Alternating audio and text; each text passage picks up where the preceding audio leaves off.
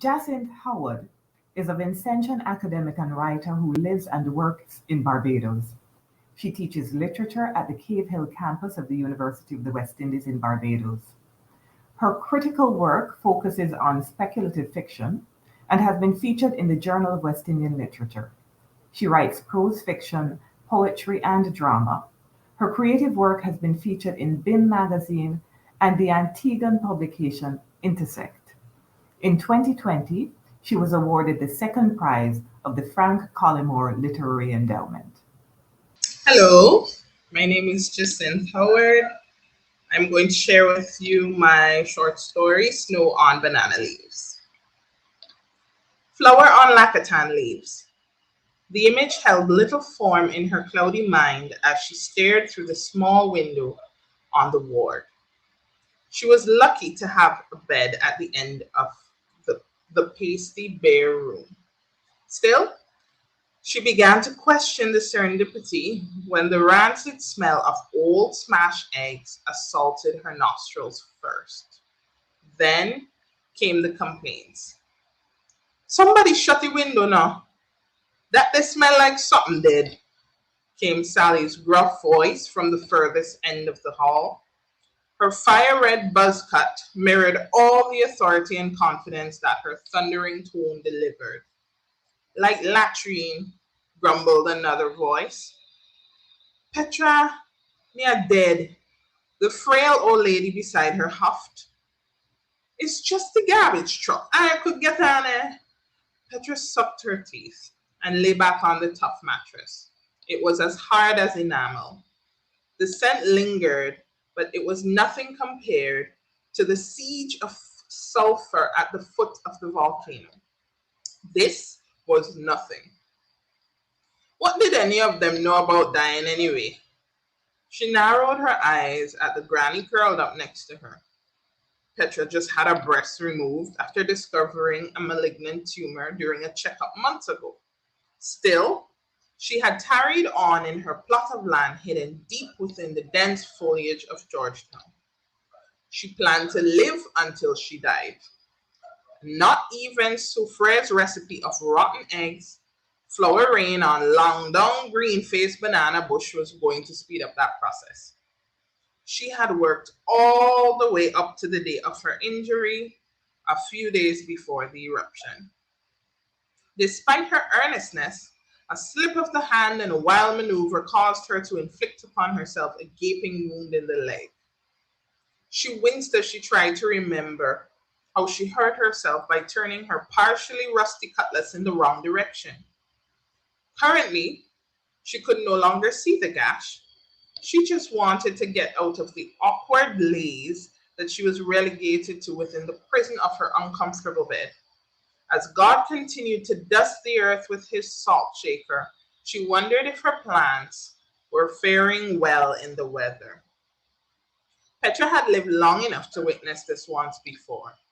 The monstrous anger of Soufriere in 1979, the pelted stones and the wrathful skies of obsidian, the mournful exodus of burdened humans descending from the hilly north, bearing their existences on their backs, slinking like African snails. She was in the middle of the procession, tailing her mother with the fear that if she looked back at that smoky fury, she would be converted into a grainy pillar. She kept her head forward amidst the unnerving grumble of earth and never looked back. Almost half a century later, her head remained fixed, her eyes trained ahead. Meanwhile, the granite giantess seemed to hold a longer grudge than usual, having thrown several rageful fits over the last 2 weeks. Despite her newfound distance in the city to the south of the island, she could feel the 40-year tremor of fear ripping through her occasionally shaking hands. The radio in the room remained abuzz as the comforting tone of the beloved volcanologist who had done well for the country with his apt warning allowed everyone who lived in the red zone to escape on time. Petra too had sung his praises, all while grumbling to herself about her suffering grandeur, now awash with what might as well be cement.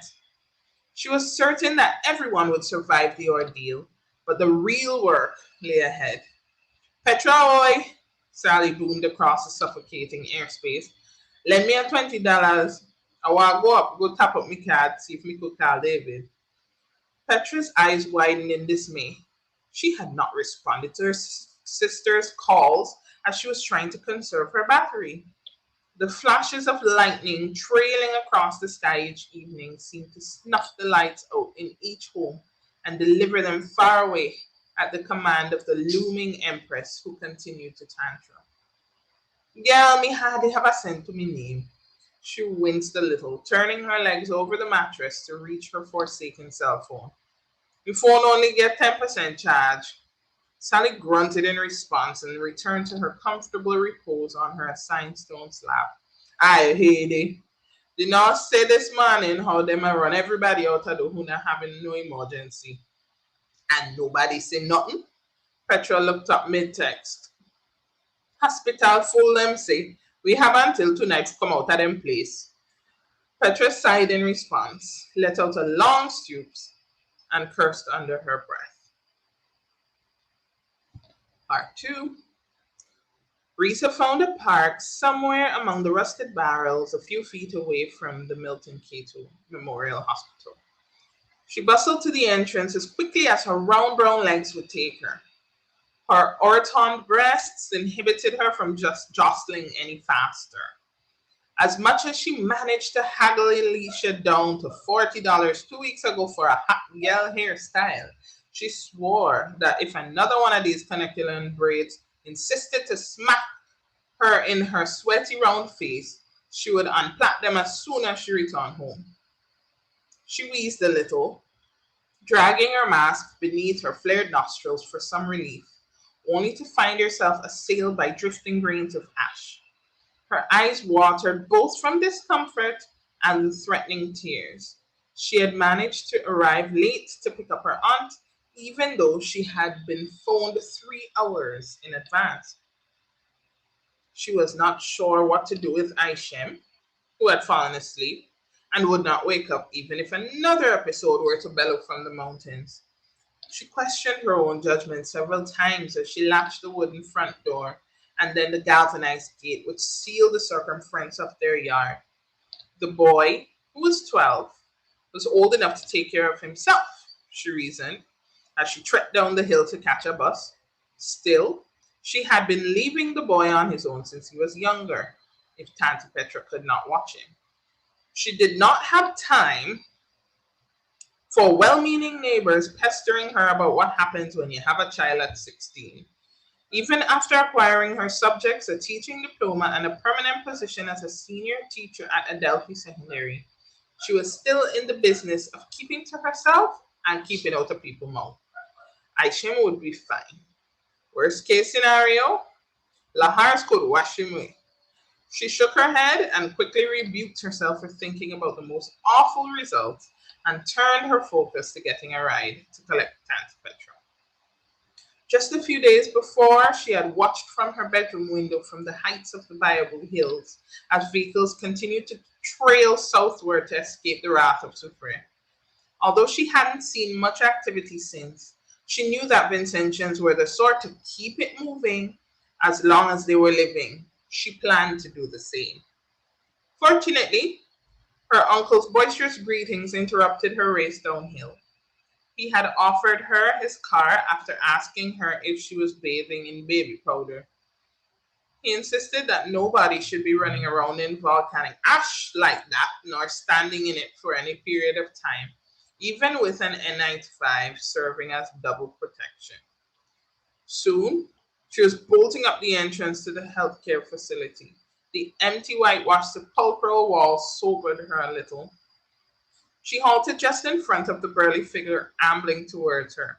She backed away instinctually as he wore no mask, and a cruel slant characterized his brows and lips. Nobody could come in here, no visitors. He pointed to a crudely cut, misshapen cardboard sign hung crookedly on the wall with the letters, "No visitors allowed," scrawled threateningly in bold black Sharpie. "Officer, me just come collect me tanty, you know, and I have to behave so." Risa was uneasy. She did not like the way that the security guard eyed her as if she was both a threat and prey. The tension was denser than the thick, cloudy air around them. At that moment, Risa could hear the familiar, querulous tone of her aunt echoing through the vast, fumigated halls. She turned around to greet her. Truly, through the cinder, the Lord was smiling his biggest smile at her today. Her gleeful plum lips soon turned down into a frown, however, because Petra wouldn't let her speak. The small woman hobbled forward, gripping two canes with her tiny, powerful hands. They were wrinkled with time, darkened by the sun and the sheen of her Garnagu ancestors. Stop watch me, Sona. Now tell me your plan for carry me home on your back. Me not going cock up in no van no all the way up a Langley Park. Where your father day? Risa knew her father had lodged himself at the local rum shop while he threw down some dominoes, belted out a few laughs, and swallowed the comfort of his beloved sunset rum straight. He was too lazy for chasers and could hold his liquor. He couldn't come tanty. Petra blinked twice. The tight dark curls pulled to the back of her head bubbled down past her squared shoulders. They fell into a weary slump. Risa did not waste time. She blurted out, "But Uncle Alban lend me the car. And it's so you still have me here stand up like Iron Man? Girl, not harass my soul, eh? With the car day." Risa sighed in relief as the bald security guard took a slow retreat from her embarrassing conversation. Then she suddenly remembered where she parked. Her eyes widened. There stood Petra on a single slender functional leg, while the other cauterized and bandaged leg fought in midair to find purpose. It was difficult to watch the woman who had provided for her so oft throughout her life struggle. "Risa, now tell me apart that car a country. Me not in no position for walk far no." Risa could not believe that her aunt was being forced out of the hospital under such dreadful conditions. She had heard horror stories about how difficult things could be here, but she didn't believe them. She had a strong feeling that she would soon have to trade in her teaching hat for the perfunctory function of a night nurse. She sighed, then ran towards the abandoned white Toyota, leaving Tanti Petra back up on the steps in the most uncomfortable yet statuesque position. In a few minutes, Risa had found her way out of the rusty barrel garage she'd parked in. After a brief struggle and some choice words, Tanti Petra was sprawled across the back seat of the old oak brown upholstery, cursing to herself the entire drive. Risa's hand flipped up and down as she tried to remember not to use the wipers. Dust continued to colonize the windshield and populated the streets as she made her way slowly through. She leered at the long line snaking through the city, first at Digicel, then at Western Union, and then at Scotiabank. Things were difficult. Nevertheless, KFC had its own trail like sugar ants. She pressed forward against the steering wheel, the red tips of her acrylic nails squeezing her fleshy palms. Watch. Nobody care about poor people. Every minute have to beg and set up outside a MoneyGram, only to live hand to mouth. You feel me have money for day in a KFC? Petra stuck her head out the window. Go home and cook.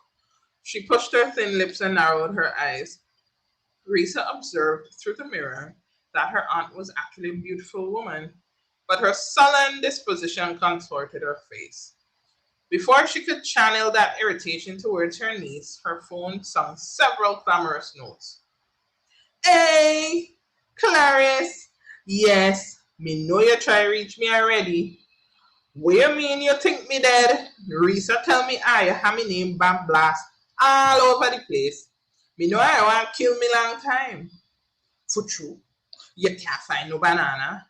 Eh, me know them say we have a little shortage. Oh, me none of them that still import banana up there. Wow, your pastor say a next eruption a come. Oh yes, the people to repent. Eh, the government and yam out all the money. If them wicked again. Eh, Them soon need to resign. Some people don't hear when the lad talk. Oh, you just had dream too? Yes, girl. Me dream the mountain calf out some brimstone. Yeah. Me not get the case of water yet, I know. Me not know where going on down a port. Recess in the water they home, just a boil water from neighbor. No, girl, nobody now live off a river water. No, nobody now have no money for waste from bottled water. So, stop reading them stupidness there. Me phone have to say hello and goodbye. Now tell me nothing about Facebook. No, everybody now rush up on the mountain. Up the dark. Oh. Sally tell me one man been take picture up there. You know they're young people there. I rush for through their life. But yes, girl, the picture them clay. Up they look like Bayside. All right. And so it went on for the next 20 minutes. It was only when Risa took the sharp turn onto the rugged dirt road leading up to the small house in which she and Aishem lived that Petra came back to reality. Me not going by you, know. I home me going. Auntie, you're not in no position to go up Langley Park by yourself. And was yet in this condition, you ain't know it's red zone you live in. They're not letting anybody go up there right now, Tanti. Relax yourself. Risa treaded carefully. Petra sucked in her breath. She had moved to Langley Park for much of her life. After the migration from Fancy in 1979, she had a temporary stint in Ernestville with her stepmother. Her mother, Aria, had passed away not long after that. She was surprised that her mother could live in peace with Valda, as both had history with the same man as well as children. Petra didn't care very much about the quibbles of the adults beyond that. Alban, Clarice and Risa's mother, Nassandra, were her world, although they were much younger than she was. Although the custom was that children with the same mother were generally treated as whole siblings, she loved her paternal siblings deeply. She grieved Nassandra's death in that violent minivan crash 10 years ago as bitterly as if she was her own child. And then, in many ways, Risa became her own child. She pursed her lips before extending her matriarchal scepter by raising her tone. Are you a rule me now? Tanti, somebody needs to look after you. Risa's voice warbled a bit, and her aunt wondered why. I have to go down school soon. It's my shift this evening to cook supper. Oh, how things? Petra would agree to the slight detour in conversation. Risa sighed.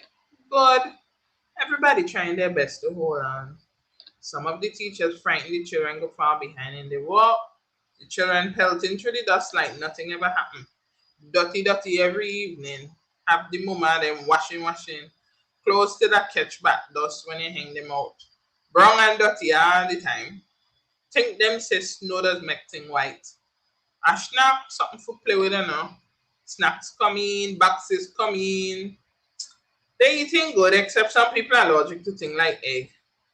Some say too much sugar in a juice. Some want more salt.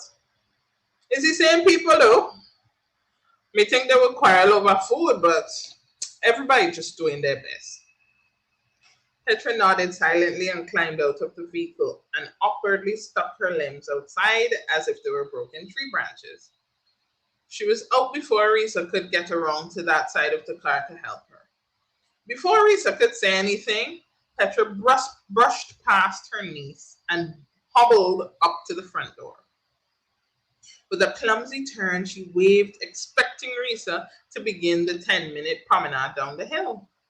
All right, take your time and see you later. Risa ignored her aunt's bravado and helped her inside. After a quick bath, she heated some leftover baked plantains and salami for Aisha and sprinted through the door. Petra sat in the living room and made no effort to hide her disgruntled pout.